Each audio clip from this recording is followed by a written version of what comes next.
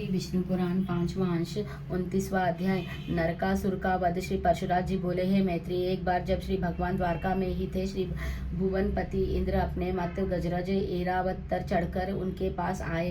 द्वारका में आकर वे भगवान से मिले और उनसे नरकासुर के अत्याचारों का वर्णन किया। वे बोले, हे मधुसूदन, इस समय मनुष्य रूप में स्थित होकर भी आप संपूर्ण देवताओं के स्वामी ने हमारे समस्त दुखों को शांत कर दिया है।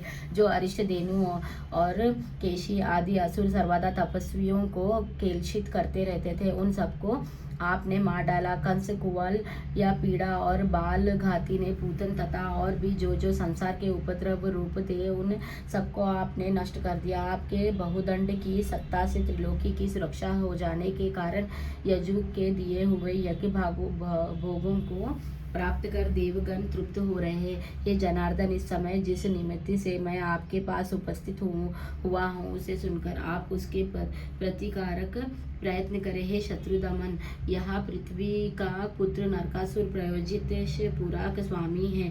इस समय यह संपूर्ण जीवों का घात कर रहा है। हे जनार्दन, उसने देवता, सिद्ध, असुर और राजा आदि को की कन्याओं का बलत लाकर अपने अंतपुर में बंद कर रखा है। इस दैत्य ने वरुण का जल बरसाने वाला छत्र और मदरांचल का मणिव्रत नामक शिखर भी हार लिया है। हे कृष्ण, उसने मेरी माता अदिति की का अमृत स्त्रवी दोनों दिव्य कुंडल ले लिया है और अब इस ऐरावत हाथी को भी लेना चाहता है।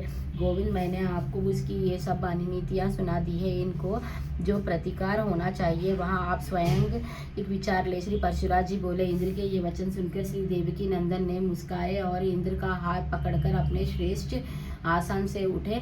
फिर स्मरण करते ही उपस्थित हुए आकाशगमी गरुड़ सत्यभामा को चढ़कर स्वयं चढ़े और प्रयोग ज्योतिषपुर को चले। तदंतर इंद्र भी ऐरावत पर चढ़कर देवलोक को गए तथा भगवान कृष्णचंद्र सब द्वारकावासियों के देखते देखे नरकासुर को मारने चले गए। हे द्विजोत्तम, प्रयाग ज्योतिषपुर के चारों ओर पृथ्वी 100 योजना तक मूर दैत्यों के बनाए हुए छुरी के धार के समान अति तीक्ष्ण पशुओं से घिरे हुए थी। भगवान ने उन पक्षों को सुदर्शन चक्र फेंककर काट डाला। फिर मूर दैत्य भी समान करने के लिए उठा, तब श्री केशव ने उसे भी मार डाला। तदंतर श्रीहरि ने मूर के 7000 पुत्रों की भी अपने चक्र की धारा रूप अग्नि में पतंग के समान भस्म कर दिया।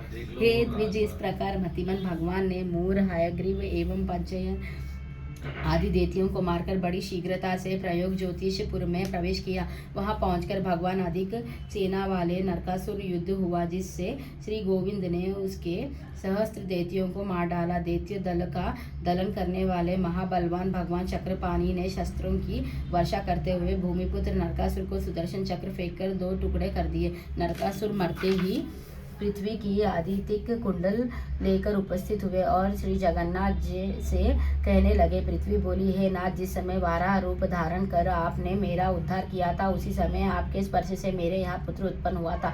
इस प्रकार आप ही ने मुझे यहाँ पुत्र दिया था और अब आप ही ने इसको नष्ट किया है। आप ये कुंडल लीजिए और अब इसकी संतान की रक्षा कीजिए। हे प्रभु, मेरे ऊपर प्रसन्न होकर ही आप मेरा भार उतारने के लिए अपने अंश से इस लोक में अवतीर्ण हुए है। हे अच्युत, इस जगत के आप ही कर्ता, आप ही विक्रेता, पोषक और आप ही हर्ता सहाकार है। आप ही इसकी उत्पत्ति और लय के स्थान है तथा आप ही जगत रूप है। फिर हम आपकी स्तुति किस प्रकार करें? हे भगवान, जबकि व्याप्त क्रिया, कर्ता और कार्य रूप आप ही है, तब सबके आत्मा स्वरूप आपकी किस प्रकार स्तुति की जा सकती है? हे नाथ, जब आप ही परमात्मा, आप ही भूतात्मा और आप ही अवयव जीवात्मा है, तब किस वस्तु को लेकर आपकी स्तुति हो सकती है? हे सर्वभूतात्मा, आप प्रसन्न होइए और इस नरकासुर के संपूर्ण अपराध क्षमा कीजिए। निश्चय ही आपने अपने पुत्रों को निर्दोष करने के लिए ही स्वयं मारा।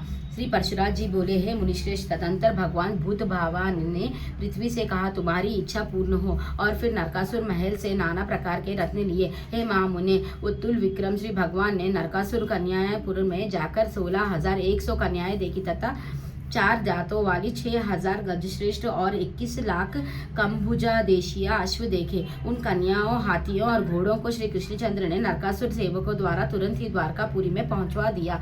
तदंतर भगवान ने वरुण का छत्र और मणिपर्वत देखा। उन्हें उठाकर उन्होंने पशिराज गरुड़ पर रख लिया और सत्यभामा के सहित स्वयं भी उसी पर चढ़कर अदिति की कुंडल देने के लिए स्वर्गलोक को गए।